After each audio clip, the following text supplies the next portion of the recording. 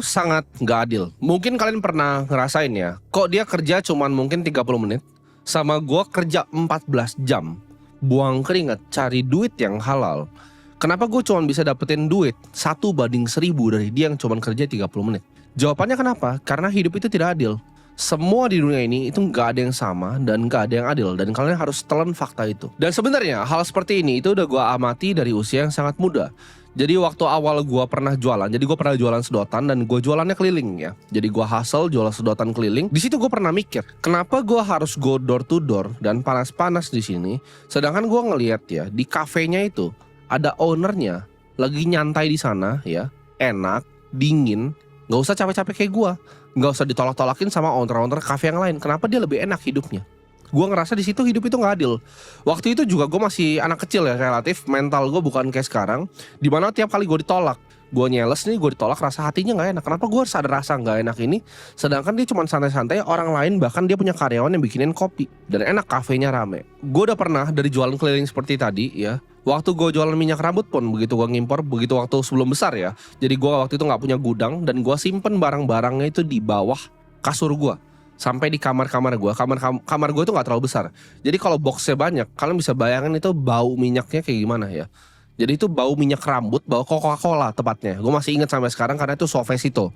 Itu baunya Coca-Cola sampai gue nggak bisa tidur karena itu mungkin jadi bego kali gue waktu itu ya.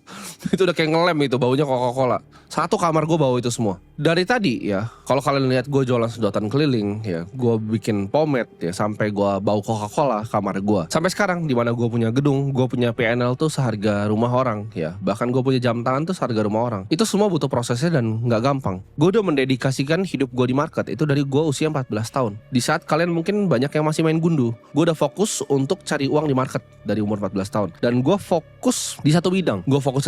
Gue coba jualan untuk nambahin modal gue. Lalu gue fokus satu bidang dan gue gak pernah keluar dari bidang tersebut. Gue selalu bilang ke kalian perlu fokus untuk jadi yang terbaik di satu bidang. Kalian gak lihat kan jatuh bangun prosesnya. Kalian lihatnya oh sekarang enak, PNL-nya besar. Tapi kalian gak lihat zaman dulu. Di saat gue mulai dengan modal gue 2 juta waktu itu hasil dari jualan. Itu yang gue putar di market sampai sebesar sekarang. Terus kalian mungkin tanya, kok bisa dapetin itu semuanya di usia yang relatif muda? Karena betul hidup itu gak adil. Di saat kalian masih main-main, gue udah bekerja. Dan sekarang gue bisa menikmati hasilnya. Tapi kalian jangan nyontek gue yang sekarang. Karena proses ini 1 dekade. Proses itu panjang 10 tahun lebih. Di sini gue pengen bilang kalian ya, dimana kalian jadi seorang manusia itu nggak perlu banyak alasan. Karena percuma ya, kalian mau alasan kayak gimana pun di hal yang kalian nggak bisa kontrol. Gue kasih contoh misalnya, ada yang sampai berantem sama temennya, berantem sama keluarganya. Karena apa? Karena pilpres. Gue kasih tahu ya, mau 1, 2, atau 3 yang menang, hidup kalian bakal begitu-begitu aja. Kalau lu nggak punya value, hidup lu akan tetap jadi gembel. Jadi nggak usah berantemin keluarga lu soal pilihan. Itu cuma polarisasi media. Kalian pikir kalian diketawain sama mereka? Mungkin mereka di belakang temenan, udah disetting. Oh ini bakal menang, nanti yang ini kalah putaran 1, dia kasih kursi, dia nego untuk dari partai-partainya dapat menteri. Ketawa-ketawa mereka di belakang dan kalian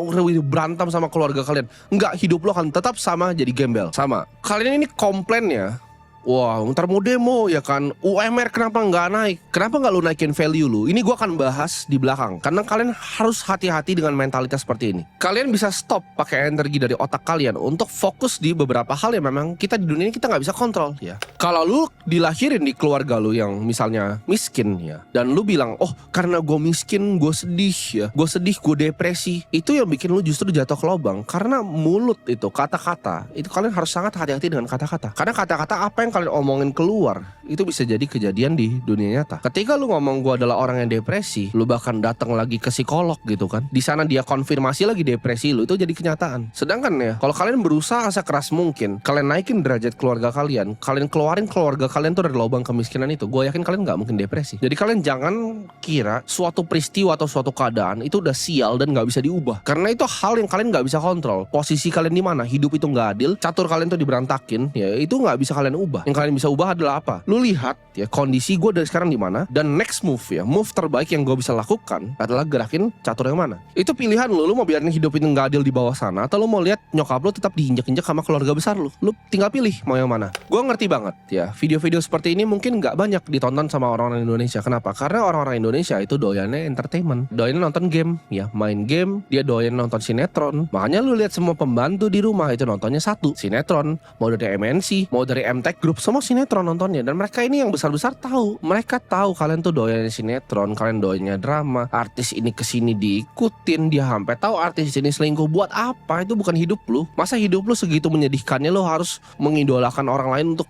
liatin hidup dia sampai dia selingkuh nih sama ini. Buat apa gitu? Pertanyaan gue buat apa? Nah, gue ngerti banget ya. Ini kalian mungkin akan suka ya yang lucu-lucu gitu, kayak streamer game ya kan, main Mobile Legends, kalian suka ngeliatin cewek-cewek ya kan. Sampai nanti ada krisis, di mana krisis itu akan kelihatan aslinya orang tuh seperti apa. Ketika nanti ada masalah geopolitik di luar sana, ketika negara itu ekonominya nggak stabil lagi, akan baru lu cari orang yang mengedukasi dan lu akan bilang harusnya gue dari dulu dengerin dia dibanding nonton sinetron nggak guna seperti itu. Lu pilih aja, lu mau nonton artis-artis sampah itu atau lu mau belajar untuk cari uang. Lu mau nonton showbiz sampah itu atau lu mau belajar cari uang yang bisa bantu keluarga lu nanti, uang yang lu bisa pakai untuk perang nanti ketika situasi nggak enak seperti ini. Orang yang benar-benar ngikutin video gue, nontonin gue dari series contoh borong Bitcoin itu banyak, bahkan ya orang-orang di luar sana sampai DM gue pribadi ke Instagram, orang-orang besar yang bilang hidupnya berubah karena series borong Bitcoin. Nggak pernah dibilang ada orang dalam sejarah YouTube Indonesia atau siapapun influencer melakukan hal seperti itu terbuka dan konsisten dilanjutkan terus-menerus setiap bulannya. Dan buktinya adalah teman-teman semua, mungkin kalian bisa rasa di sini ya,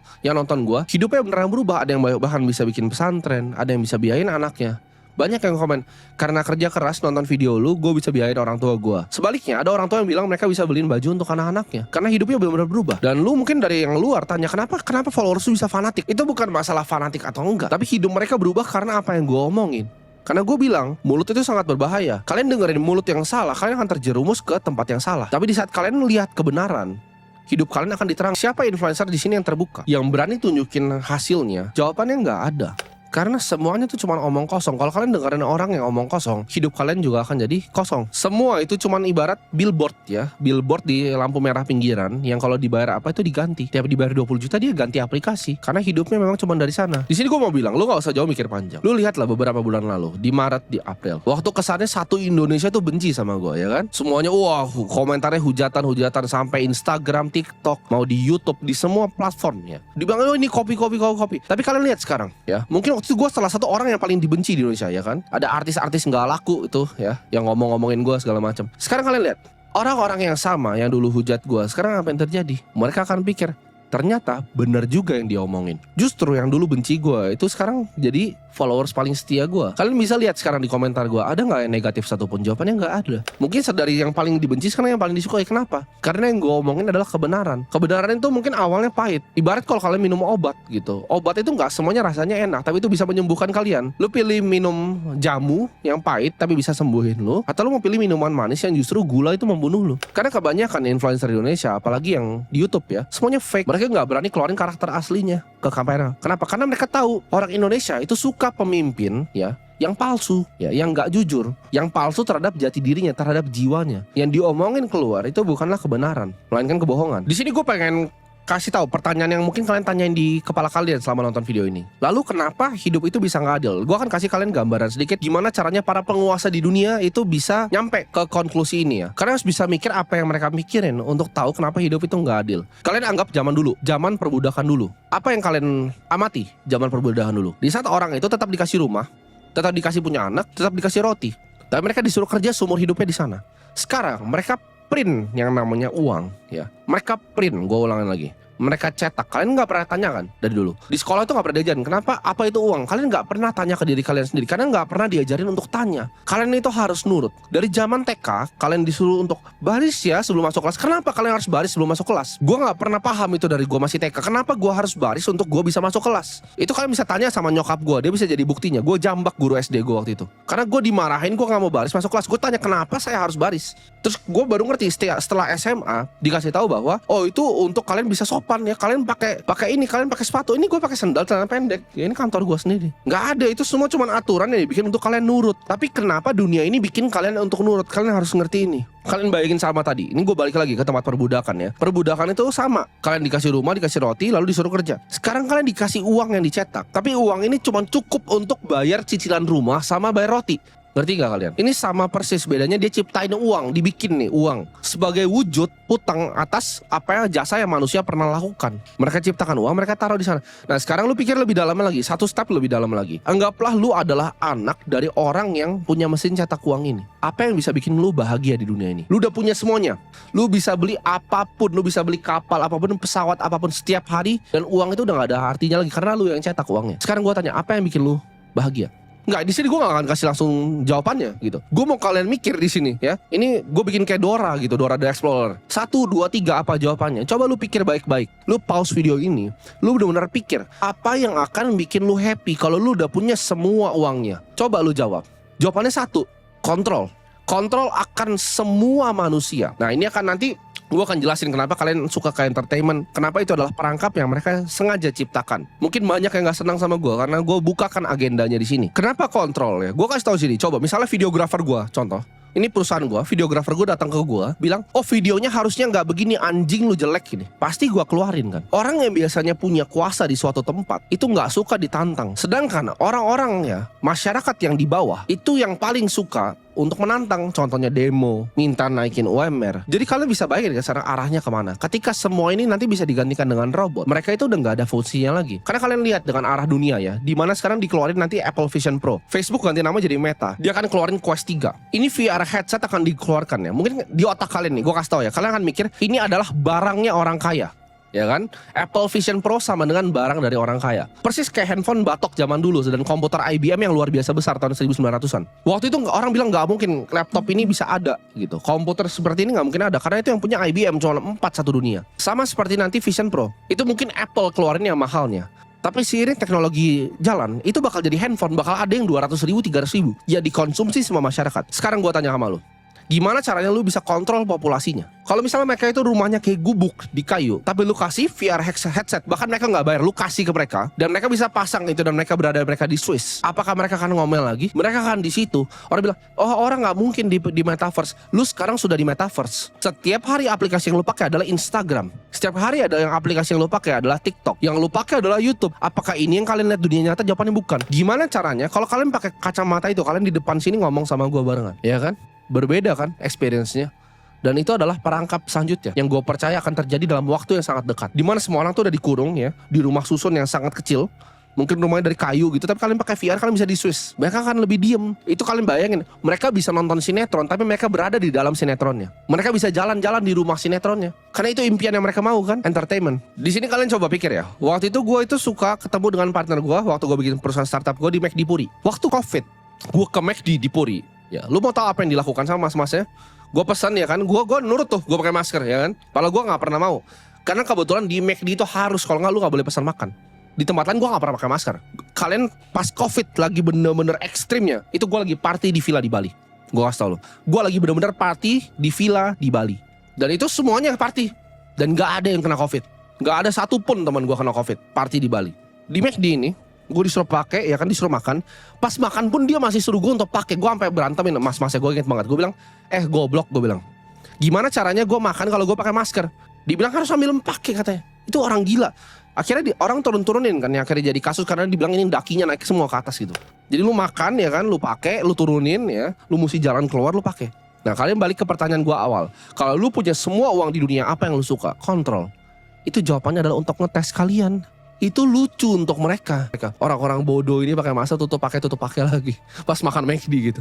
Lucu untuk mereka. Mereka mau lihat seberapa jauh kalian bisa dibudakin untuk kontrolnya mereka, dan kalian gak mau ngelawan. Kalau lu ngelawan ya, lu akan digantikan sama siapa? Orang yang gak ngelawan. Jawabannya adalah robot. Kalian mungkin bilang ini, oh ini terlalu futuristik bang, ini gak akan terjadi. Podcastnya Deddy Corbuzier itu keluar ya, gue syuting itu 4 bulan. Waktu ChatGPT itu masih 10.000 usernya. Gue mungkin salah satu user pertama di Indonesia ChatGPT. Kenapa? Karena gue selalu suka lompatan dari teknologi. Sebelum influencer gembel itu bahas tentang AI, gue itu udah belajar prompting di sana. Makanya gue tahu, begitu gue keluarin podcast podcast itu podcast 4 bulan shoot ya. Dia telat, dia keluarnya 4 bulan setelahnya. Itu gue bilang dengan jelas bahwa pekerja pertama yang akan dikeluarkan dari AI adalah kreatif. Semua orang mana mungkin kreatif. Begitu lu coba sendiri lu akan tahu, lu jadi tahu kan. Oh, Midjourney itu ternyata secanggih ini ya. Justru dia bisa bikin film yang orang biasa gak bisa bikin. Gue udah bilang, gue udah prediksi karena gue suka prediksi masa depan. Kenapa gue bikin video seperti ini? Hidup itu gak adil. Karena gue mau kasih kalian gambaran masa depan. Itu akan sangat distopia mampus. Lu sekali-sekali jalan ke Cina ya, ke kota namanya Chongqing. Di sana lu akan tahu dengan jelas seberapa distopia dunia itu. Indonesia belum nyampe sana. Itu lu bisa lihat bangunan super mewah ya, bener-bener udah kayak di masa depan. Itu ada MRT lewatin apartemen, orang berentet pakai G-Class lewat,